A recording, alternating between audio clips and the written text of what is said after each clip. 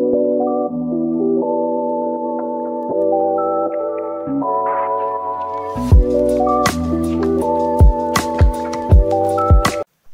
Guys, welcome back to engineers compass.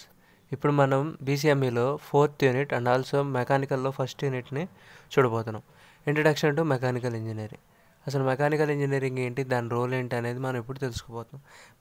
Mechanical engineering అనేది మనకి ఏదైతే మిషనరీ కానీ లేదంటే ఆటోమేటిక్ వెహికల్స్ కానీ ఇంకా ఏ థింగ్ అయినా ఒక మెషిన్ అనేది రన్ అవ్వాలంటే we are using mechanical techniques, mechanical devices కానీ ఇలా మెకానికల్ ఇంజనీరింగ్ అనేది మనకి యూజ్ అవుతుంది. మన భూమి మీద నడిచే ప్రతి వెహికల్ మెకానికల్ వల్లే డిజైన్ అయింది. సో మెకానికల్ ఇంజనీరింగ్ లేకపోతే మూవింగ్ పార్ట్స్ ఏవి ఉండేవి కాదు.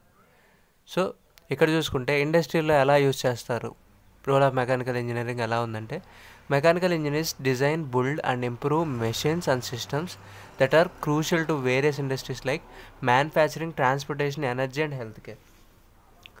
మనకి మెకానికల్ ఇంజనీర్స్ అనేది ఎక్కడ బాగా యూజ్ చేస్తారు ఇండస్ట్రీలో అంటే, ఇంప్రూవ్ మెషిన్స్, సిస్టమ్స్, మ్యానుఫ్యాక్చరింగ్ ఇండస్ట్రీలో ఎక్కువ వాడతారు, ట్రాన్స్పోర్టేషన్లో ఎక్కువ వాడతారు, ఎనర్జీ అండ్ హెల్త్ కేర్లో ఎక్కువ వాడతారు.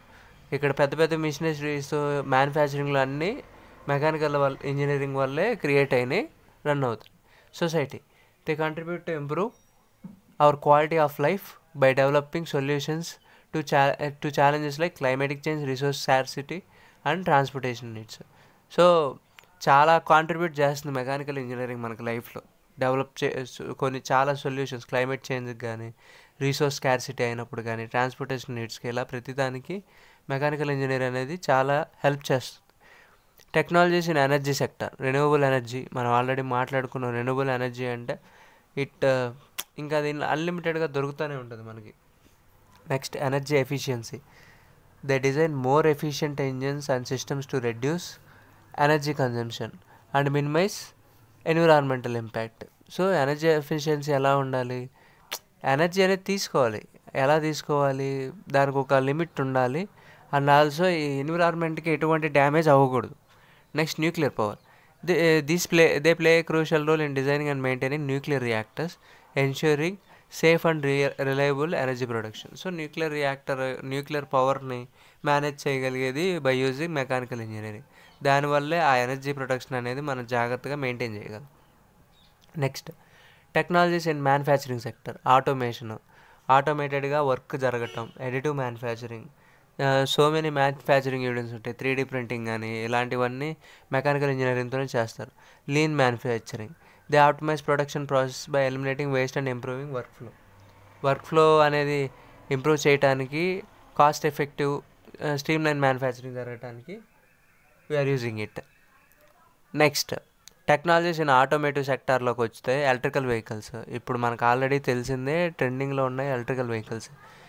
మనకి టెస్లా నుండి స్టార్ట్ అయింది ఈ ట్రెండ్ అనేది. ఇప్పుడు అలాగే జరుగుతూ ఉన్నాయి, చాలా ఆటోమేటెడ్ వెహికల్స్ వచ్చినాయి. ఈవెన్ బైక్స్లో కూడా ఎలక్ట్రికల్ వెహికల్స్ అనేవి ఎప్పటి నుండో ఉన్నాయి, కానీ ఈ టెస్లా వచ్చిన దగ్గర నుండి క్లిక్ అయినాయి.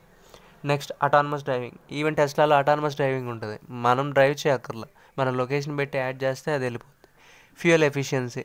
సో ఇంకా ఫ్యూయల్ ఇంజిన్స్లో కూడా దాని ఎఫిషియన్సీ పెంచి ఎక్కువ కిలోమీటర్స్కి మనకి ఫ్యూయల్ అనేది ఎఫిషియెంట్ యూస్ చేసుకుంటానికి ఇలా డిజైన్ చేశారు. Advanced materials, light weight, high strength ఉన్న alloys are being used to improve vehicle performance and safety. Vehicle యొక్క పర్ఫార్మెన్స్, సేఫ్టీని కూడా మనకి బేస్ చేసుకొని వీటిని ఇచ్చారు. Next, technologies in aerospace sector. Aircraft design. ఇప్పుడు ఎయిర్ క్రాఫ్ట్ డిజైన్ అనేది ఎలా ఉండాలంటే, అది ఎంతో స్పీడ్ మీద మన ఏదైతే భూమి ఉందో ఆ భూమిని క్రాస్ చేయాలి. సో దాని డిజైన్ అనేది ఈవెన్ ప్లేన్స్ అయినా కానీ చాలా హైట్లో వెళ్తాయి. ఆ డిజైన్ అనేది ఎలా ఉండాలంటే చాలా యూనిక్గా ఉండాలి, అప్పుడే అది ఫ్లై చేయడానికి ఉపయోగపడుతుంది. సో ఇది కూడా దీని మీద బేస్ అయ్యే ఉంటుంది. Mechanical engineers are responsible for designing the structure, propulsion systems and avionics of aircraft, ensuring safety and efficiency. So ప్రతిదీ ఆ ఫ్లై చేయడానికి కావాల్సిన ఎబిలిటీ ప్రతిదీ మనకి దీని ద్వారానే వస్తుంది. Mechanical engineers are developing technologies like hypersonic flights. Hypersonic flights అంటే ఒక సౌండ్ అంత స్పీడ్లో ట్రావెల్ చేయగలిగే ఫ్లైట్స్ అనమాట. And more efficient travel at extreme speeds. Space exploration, even space ఎక్స్ప్లోరేషన్లో కూడా మనకి మెకానికల్ ఇంజనీరింగ్ అనేది యూజ్ అవుతుంది. రాకెట్స్ బిల్డ్ చేయడానికి, శాటిలైట్స్ బిల్డ్ చేయడానికి, ఇలా డిఫరెంట్ వాటిలో మెకానికల్ ఇంజనీరింగ్ వాడుతున్నారు. Technologies in marine sector. So వాటర్లో కూడా మనకి మెకానికల్ ఇంజనీరింగ్ కాంట్రిబ్యూషన్ అనేది ఉంది. ఒక షిప్ డిజైన్ చేయటం, design the hull, propulsion systems and onboard equipment of ships, automatic performance and safety. So propulsion system నుండి చూసుకుంటే షిప్ యొక్క స్ట్రక్చర్ కానీ ఇవన్నీ బేస్ చేసుకొని we are using mechanical engineering. Submarine technology, water పైనే కాదు వాటర్ లోపల కూడా వెళ్తా కూడా సబ్మెరీన్స్లో కూడా మెకానికల్ ఇంజనీరింగ్ అనేది వర్క్ అవుతుంది. Next offshore engineering. They design to build offshore platforms for oil and gas. So మనకి కొన్ని చోట్ల చూస్తే ఆయిల్ స్టేషన్స్ అనేవి సముద్రం మధ్యలో ఉంటాయి. అది ఒక షోర్లా క్రియేట్ చేసి దాంట్లో నుండి మనకి ఎక్స్ట్రాక్ట్ చేసుకుంటారు ఆయిల్ అనేది.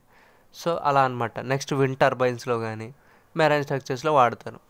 Engineering materials, metals, ferrous and non ferrous. Ferrous metals అంటే ఐరన్ బేస్డ్ అలాయ్స్ ఉంటాయి. Steel, cast iron, strong, durable and widely used in కన్స్ట్రక్షన్స్లో ఎక్కువ వాడే స్టీల్ని మనం దీంట్లో తీసుకుంటాం. మెషినరీ అండ్ ట్రాన్స్పోర్టేషన్ కూడా జరుగుతుంది. Non ferrous metals aluminium, copper, titanium, light weight, corrosion resistance, ఇవన్నీ మనం మెకానికల్ ఇంజనీరింగ్లోనే వాడి ఎయిర్ క్రాఫ్ట్స్కి, ఎలక్ట్రానిక్ గ్యాజెట్స్కి, మెడికల్ డివైజెస్కి యూజ్ చేస్తాం. Next engineering materials, ceramics and composites. Ceramics అంటే ఏంటంటే ఇవి కొంచెం గ్లాస్ టైప్లో ఉంటాయి. Porcelain, glass and concrete are hard, heat resistance. ఇవి హీట్ రెసిస్టెన్స్ ఉంటాయి. కన్స్ట్రక్షన్కి, ఎలక్ట్రానిక్ గ్యాజెట్స్కి, హై టెంపరేచర్ అప్లికేషన్స్లో ఈ సిరామిక్స్ అనేవి ఎక్కువ వాడతారు. Composites, materials like fibre glass, carbon fibre, light weight, strong and used in aerospace, automotive and sporting goods. So ఇలాంటి వాటిల్లో మనకి ఈ కాంపోజిట్స్ అనేవి వాడతారు. నెక్స్ట్ చూసుకుంటే engineering materials, smart materials. So one of the images for the smart materials. ఇది మనకి ఒక కాన్సెప్ట్, మెయిన్గా introduction of the mechanical engineering అనమాట. ఇది ఒక యూనిట్. దీని మీద నెక్స్ట్ యూనిట్ వస్తుంది. Thank you for watching.